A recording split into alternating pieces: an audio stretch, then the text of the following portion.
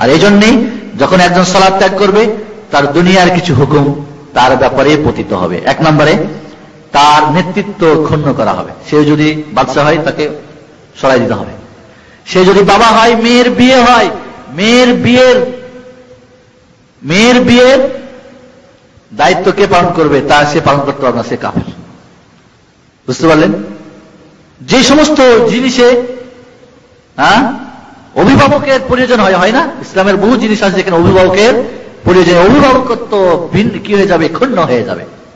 2 নম্বরে সে তার আত্মীয় স্বজনের কোন প্রকার উত্তরাধিকারী সূত্রে কিছু পাবে না। তার বাবা মনে করেন মুসাল্লি, নামাজ পড়ে, কায়েম করে, সে নামাজ পড়ে না, তার মরে গেলে তার বাবা যদি মারা যায় তার বাবার উত্তরাধিকারীর যে টাকা পয়সা, ধন দৌলত, টাকা, গাড়ি, বাড়ি, জমি কিচ্ছু পাবে না। কারণ আল্লাহ রাসূল বলছেন লা ইয়ারসুল মুসলিম আল কাফির ওয়ালাল কাফিরুল মুসলিমা, বুখারী মুসলিমের হাদিস। কাফের মুসলমানের উত্তরাধিকারী পাবে না, আর মুসলমান কাফের উত্তরাধিকারী পাবে না। এই জন্য বিরাট এটা একটা ক্ষতি। এই দুনিয়ায় তার এই হুকুম দাঁড়াবে যে সে মরে গেলে তার যে কেউ পাবে না, সে অন্যদের উত্তরাধিকারী সূত্রে কিছু পাবে না। 3 নম্বরে মক্কায় প্রবেশ তার জন্য হারাম। কারণ মক্কায় কোন কাফেরের প্রবেশ জায়েজ আছে?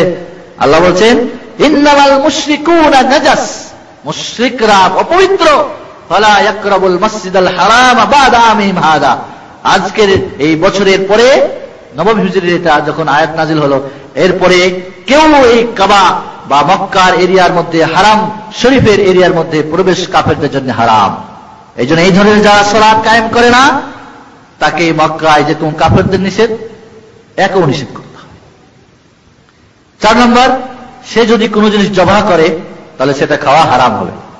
কারণ কোন কাফেরের জমা করা জিনিস কি হবে না, খাওয়া জায়েজ হবে না। সে যে মুরগি জবাহ করে, হাঁস জবাহ করে, গরু জবাহ করে, কিছু জবাহ করে। এই জন্য বন্ধুগণ, বাজার ঘাট থেকে গোস্ত কিনা আগে জেনে নেবেন কে এখানে জবাহ করেছে। অনেক সময় কসাইরা হয়তো নামাজ কায়েম করে না, সেই বেটায় হয়তো জবাহ করে রাখছে। খবরদার, জেনে শুনে হারাম খাবেন না। বিবেচনা পরীক্ষা নিরীক্ষা করে আপনি মুসলিম, আপনার ঈমানকে আপনি নষ্ট করতে পারেন না। 5 নম্বরে হলো যে নামাজ কায়েম করে নাই তার জানাজার নামাজ হবে না, তার কাফন গোসল হবে না।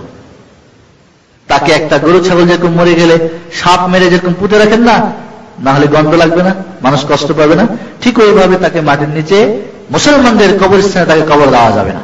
তার গোসল নেই, তার জানাজা নেই, তার কাফন নেই, তার কোনো সম্মান নেই। তাকে ওই একটা জন্তু মরে গেলে যেমন পুঁতে রাখেন ওইভাবে তাকে পুঁতে রাখতে হবে। এই জন্যই যে তার মৃত্যু দেহ পচে যেন মানুষ কষ্ট না পায়।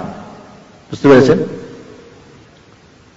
যে 5 ওয়াক্ত আল্লাহকে ফাঁকি দিয়েছে, 5 বার হাইয়া আলাস সালাত শুনে নাই, বুঝে নাই, সারা জিন্দেগি বুঝে নাই, ওরে আবার সালাত পড়ে বিদায় কিসের? জানাজার নামাজ কি জন্যে? জানাজার নামাজ এই জন্যেই, জানাজার নামাজের দোয়া কি আল্লাহ মাগফির, আল্লাহ তাকে ক্ষমা করো, দয়া করো, মাফ করো, তার জন্য মাগফিরাতের দোয়া করা যাবে না। কেউ যদি মারা যায় কুফরি অবস্থায়, নামাজ ত্যাগকারী অবস্থায়, তার পক্ষ থেকে হজ উমরা করা যাবে না। তার জন্য আল্লাহর দরবারে হাত উঠিয়ে দোয়া কামনা করা যাবে না, কারণ তার জন্য মাফ। আল্লাহ বলছেন ওয়ালা তুসাল্লি আলা আহাদিন মিনহুম মাতা আবাদা, কুফর অবস্থায় যারা মরবে তাদের জন্য তাদের তুমি সালাত কায়েম করো না, জানাজা পড়ো না। ওয়ালা তাকুম আলা কবরিহি, তাদের কবরে তুমি যেও না, দোয়া করো না। ইন্নাহুম কাফারু বিল্লাহি ওয়া রাসূলি, তারা আল্লাহ এবং রাসূলকে তারা অস্বীকার করেছে। ওয়া মাতুহুম ফাসিকুন, ফাসিক অবস্থায় তারা মারা গেছে। সূরা তাওবা 84 নম্বর আয়াত। কাজে এদের সালাতে জানাজা নেই। আমাদের দেশে কমরেড ফারাদেরও জানাজা হয়।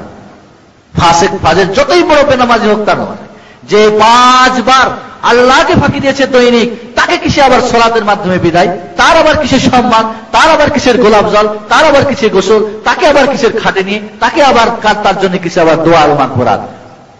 এই জন্য বন্ধুগণ, 6 নম্বরে সে কোন প্রকার মুসলিম কোন রমণীকে, যুবতীকে বিয়ে করা তার জন্য হারাম।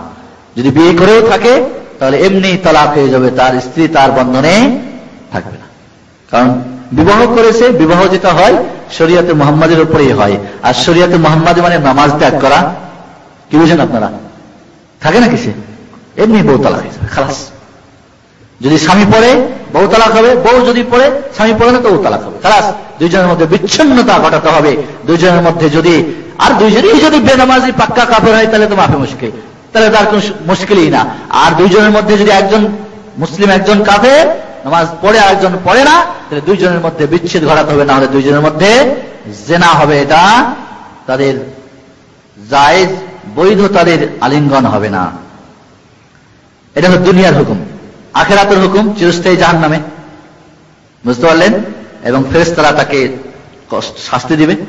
এবং 3 নম্বর হলো কিয়ামতের মাঠে ওই বড় বড় কাফের ফিরাউন, হামান, আর ওই কারুন আর ওই ইবনে খালফের সঙ্গে তার হাসর নাসর হবে।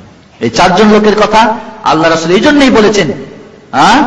এর ব্যাখ্যায় মুহাদ্দিসিনে কেরাম বলেছে যে নামাজ ত্যাগ করে যারা রাষ্ট্র নিয়ে ব্যস্ত থাকে, ফিরাউন রাষ্ট্রপ্রধান ছিল না, নামাজ ত্যাগ করে ওই হামানের গ্রুপ যারা বড় বড় শিক্ষিত, আমার দেশের বড় বড় শিক্ষিতরা বলছে না যে আজান বেশ্যালয়ের ডাক, বড় বড় ডক্টররা বলতেছে না, তারা এরা তো সাধারণ মানুষ কোনদিন করে না। তো বড় বড় শিক্ষিত যারা, যারা জ্ঞানের গর্বে, যারা ফখরে বাঁচে না, এই ধরনের লোক নামাজ থেকে বিরত থাকে। আর একটা হলো কারণ, যাদের অর্থ সম্পদ অনেক বেশি। কারণের আলোচনাতে আগে আপনাদের শুনিয়েছি, কিন্তু আমাদের পুরাতন ভাইরা মনে হয় কম, নতুন ভাই। কারণ এর বিরাট সম্পদের মালিক ছিল। এই সালাত কায়েম, এর গ্রুপরা সালাত কায়েম করে না। আর একটা গ্রুপ ওবাই ইবনে খালফার ব্যবসায়ী যারা, আরেকটু ব্যবসা নিয়ে ব্যস্ত যারা, এই 4 গ্রুপের মানুষ অধিকাংশ তারা সালাত থেকে বিরত থাকে। আর এই জন্য 4টা মানুষের কথা, বড় বড় কাফেরদের লিডারের কথা আল্লাহ রাসূল উল্লেখ করেছেন বন্ধুগণ। তাহলে ফেরেশতাদের পক্ষ থেকে তাকে ধমকি দেওয়া হবে, কষ্ট দেওয়া হবে, হাসর নাসর হবে কাফেরদের সঙ্গে, আর চিরস্থায়ী জাহান্নাম হয়ে জান্নাতে যাওয়ার কোনো উপায় হবে না যদি তওবা না করে সালাত কায়েম না করে মারা যায়। এই হলো